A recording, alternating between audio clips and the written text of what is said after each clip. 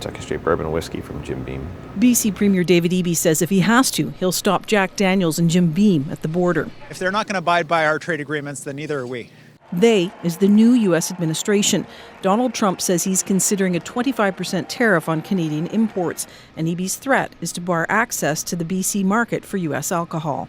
Our decision not to purchase American alcohol would definitely send a message. It is one of the things that could be on the table to respond to these tariffs. They are completely unjustified. Walk into any Canadian liquor store and you will find American booze from California to Kentucky to Tennessee.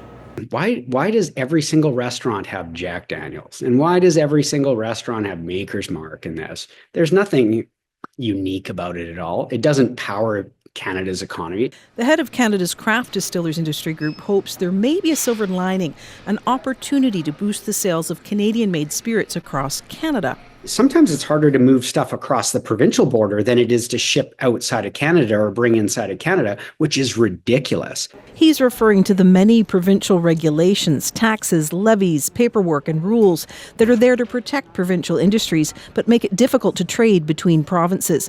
People are restricted from exporting alcohol between provinces unless it's for personal use.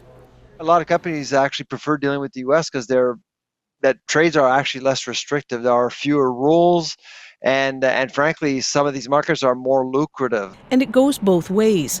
So about $400 million of alcohol comes up from the United States to Canada every single year. Canadians purchase about $110 million of American whiskeys.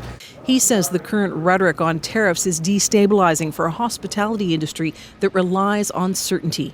We could replace a large chunk of the products, but certainly not all of them. But since a north-south trade war seems possible, it may open a door to a different trading environment, east and west.